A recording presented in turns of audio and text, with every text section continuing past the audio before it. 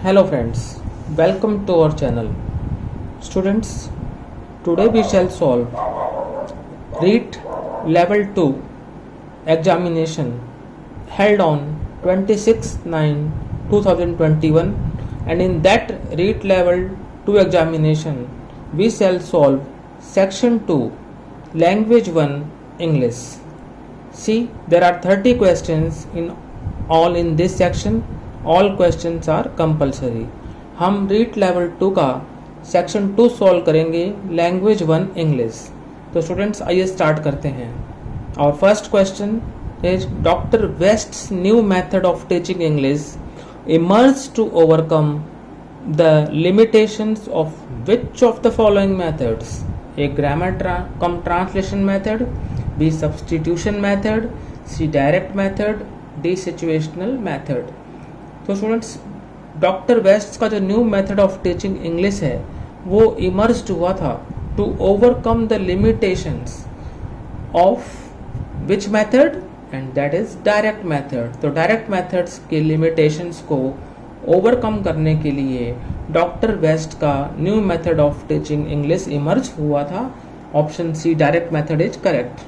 Now next one, in which of the following types of substitution the variables can not be interchange? निम्नलिखित में से कौन से type के सब्सटीट्यूशन में जो वेरिएबल्स हैं वो इंटरचेंज नहीं हो सकते? A simple substitution, B compound substitution, C complex substitution और D grammatical substitution. So students, here the correct answer is option A simple substitution. Now next one, which of the following is an advantage of communicative approach? Communicative approach ये आपका teaching method है English का. जैसे आपको पता होगा कि grammar cum translation method होता है, फिर उसके बाद आपका जो है बाइलिंगुअल मेथड होता है, डायरेक्ट मेथड होता है, स्ट्रक्चरल अप्रोच होता है, कम्युनिकेटिव अप्रोच होता है.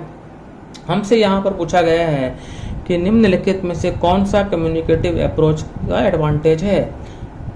Option A, it teaches ways of expression. Option B, it ignores grammar and structures of our languages. Option C, its practical utility is yet to be awaited.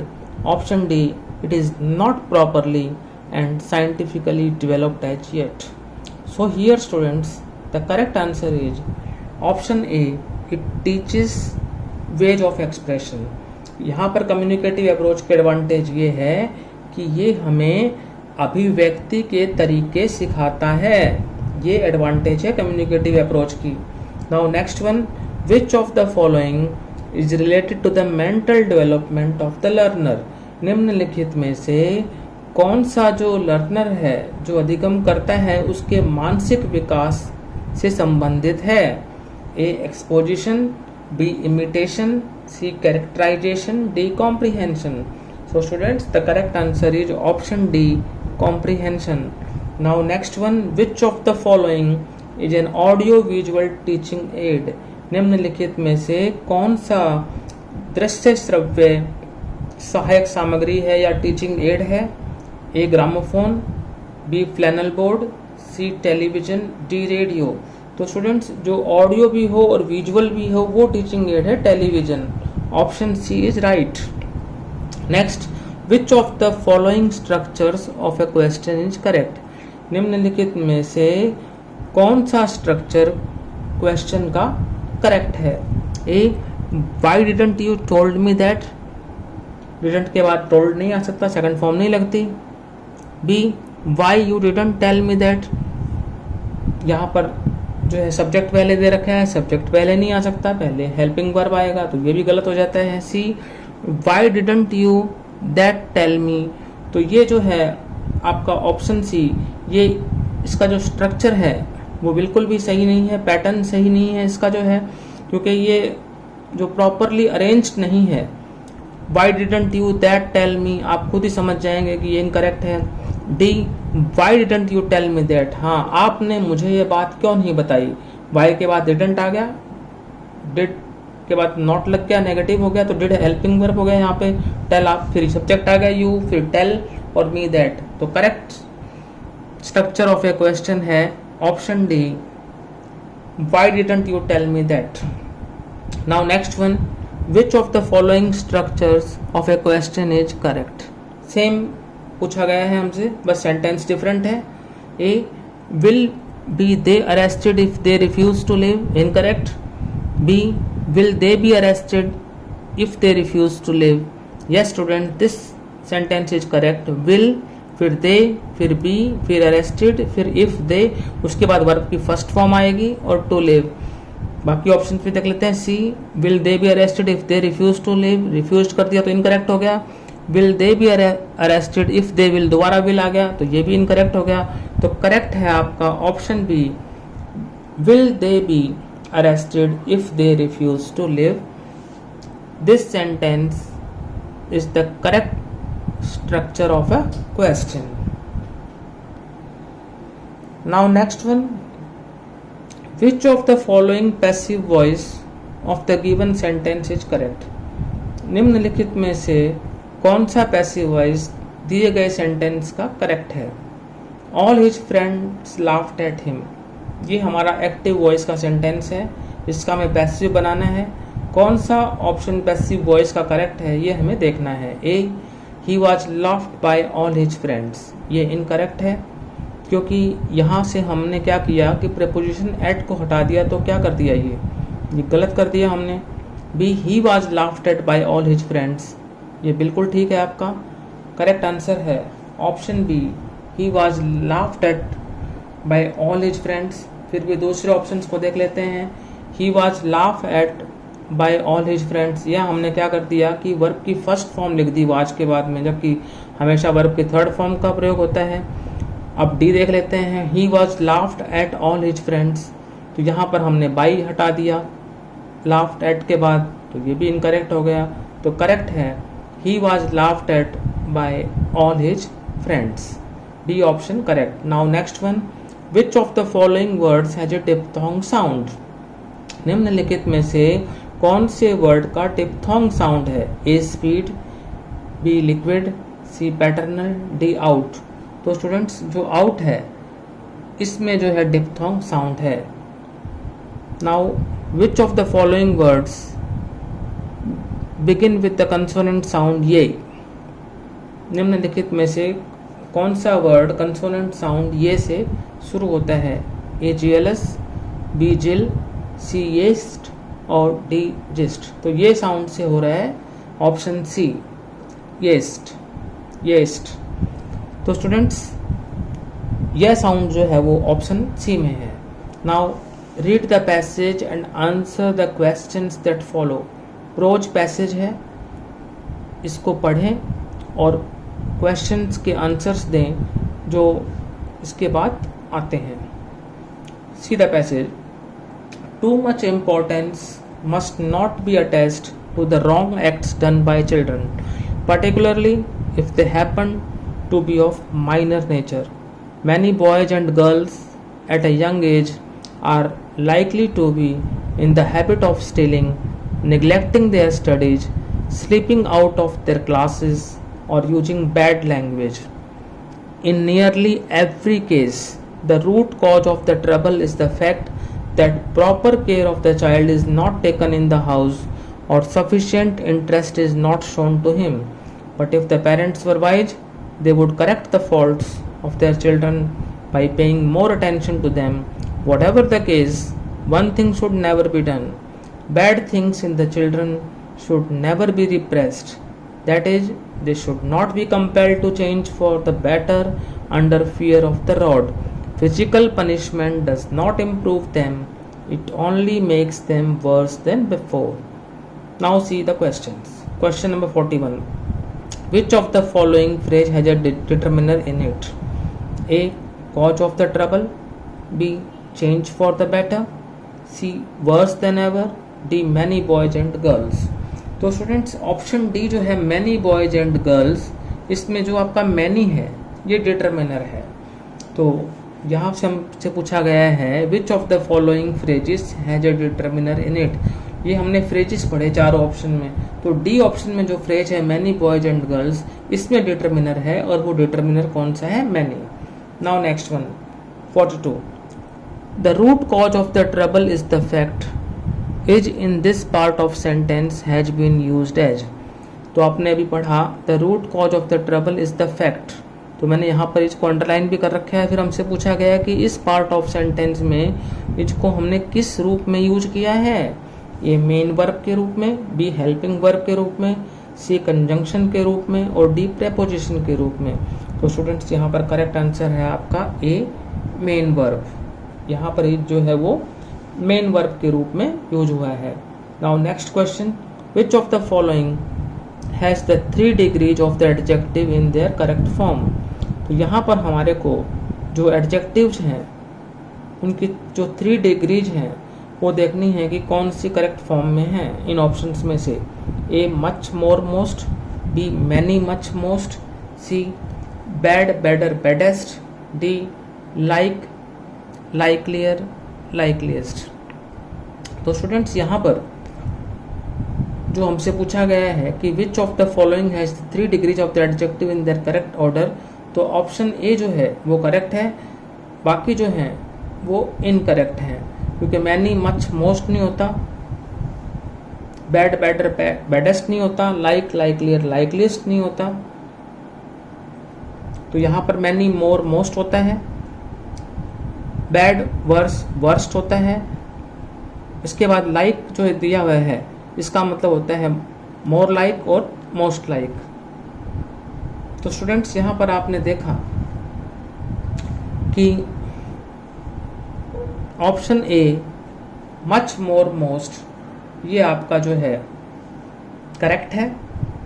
43 का answer होगा much more most has the 3 degrees of the adjectives in their correct form. C question number 44, in the habit of stealing, neglecting their studies, sleeping out of their classes, underlined word in this part of sentence are used as A main verbs, B conjunction, C gerunds और D adjectives। तो students underline word है यहाँ पर stealing, neglecting और sleeping, यानी verb की first form के बाद आईएनजी लगा हुआ है। तो स्टूडेंट जब भी वर्ब की फर्स्ट फॉर्म में आईएनजी लगता है तो वो जीरंड हो जाता है, और जीरंड को हम क्या कहते हैं, वर्बल नाउन। तो स्टूडेंट्स यहाँ पर करेक्ट आंसर है ऑप्शन सी जीरंड्स, और अदर ऑप्शंस जो है मेन वर्ब्स, कंजंक्शन, एडजेक्टिव वो इनकरेक्ट हैं। Now students next question, which of the following has A possessive pronoun in it? A bad things in the children, B faults of their children, C they would correct the faults, D whatever the case। तो students यहाँ पर थोड़ा सा doubt है, हो सकता है कि ऑप्शन बी करेक्ट हो, faults of their children।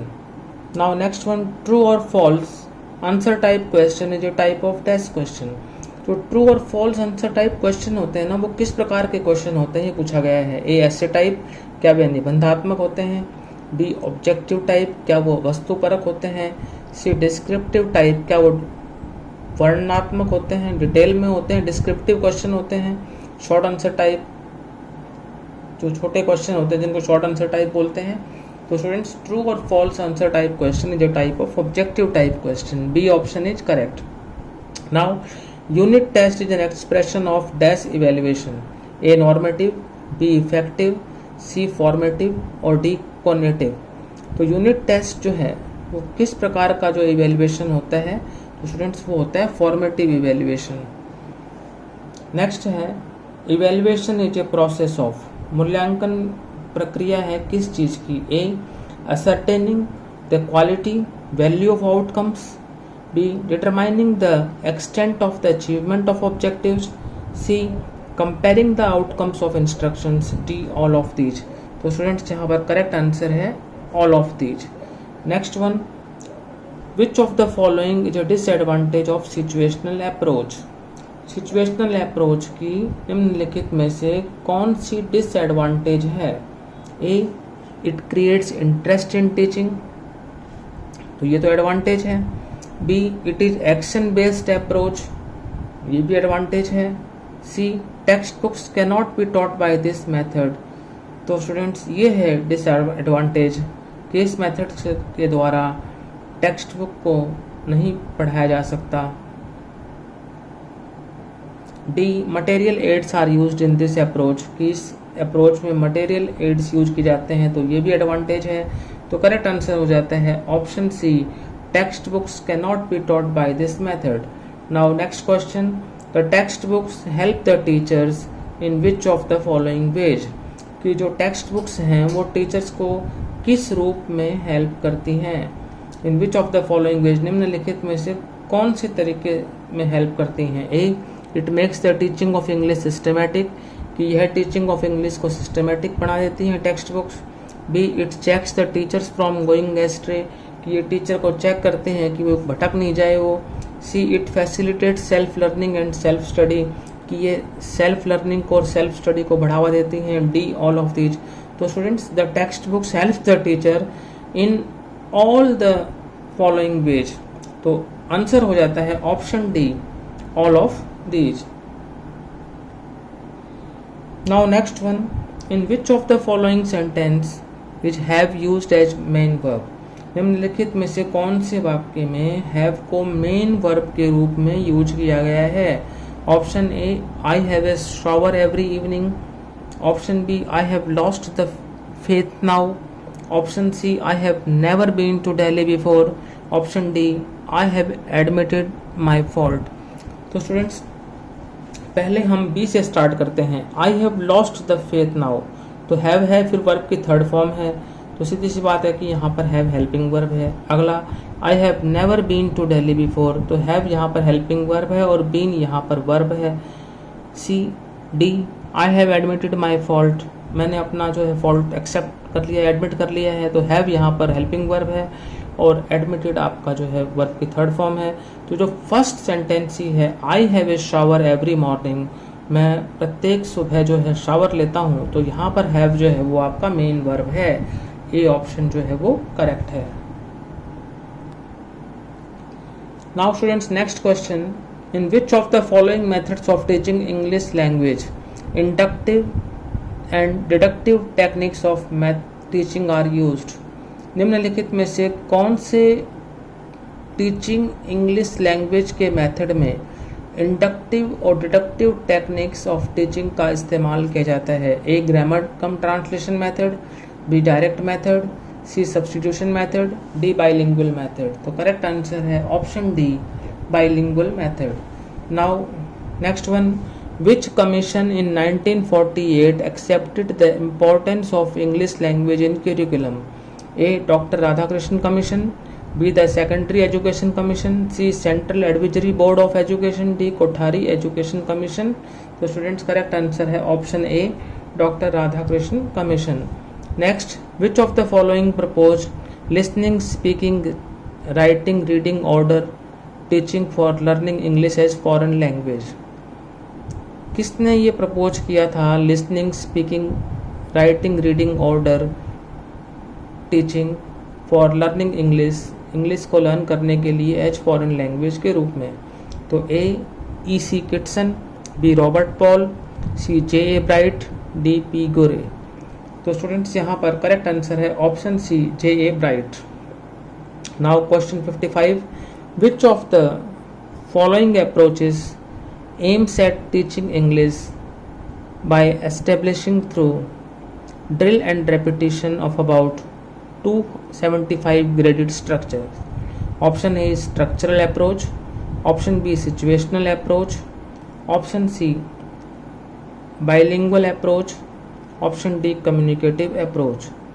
So students, structural approach aims at teaching English by establishing thorough drill and repetition, जिसमें thorough drill and repetition होता है of about 275 graded structures. The correct answer is option A, structural approach.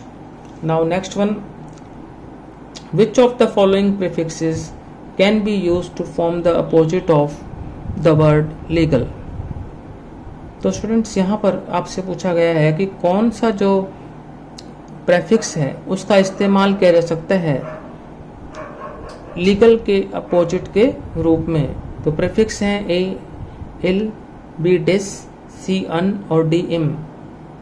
तो students, यहाँ पर इल आएगा, एक तो होता है लीगल यानी कानूनी, और फिर अगर हम प्रीफिक्स इल लगा देंगे तो इलीगल हो जाएगा यानी गैर कानूनी, तो अपोजिट हो जाएगा फिर।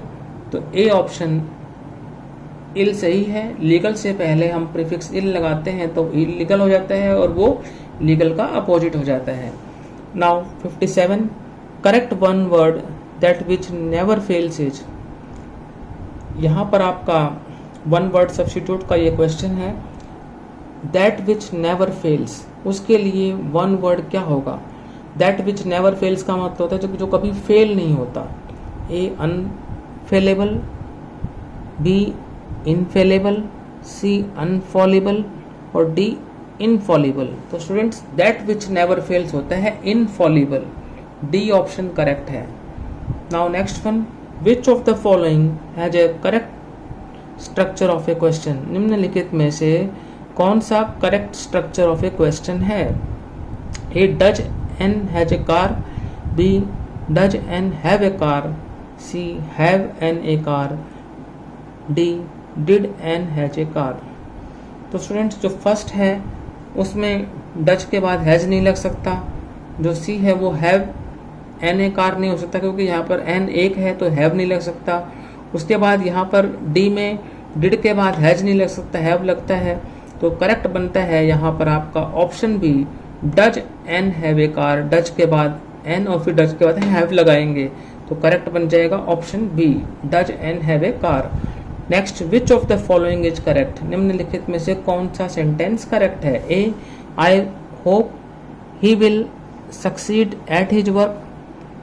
इनकरेक्ट, एट नहीं आता। I hope he will succeed on his work, ये ऑन नहीं आता। I hope he will succeed in his work, yes this is right. In आता है इन हिज वर्क। और D I hope he will succeed for his work, for नहीं आता तो ये भी इनकरेक्ट है। तो ए बी डी इनकरेक्ट है। करेक्ट है option C, I hope he will succeed in his work.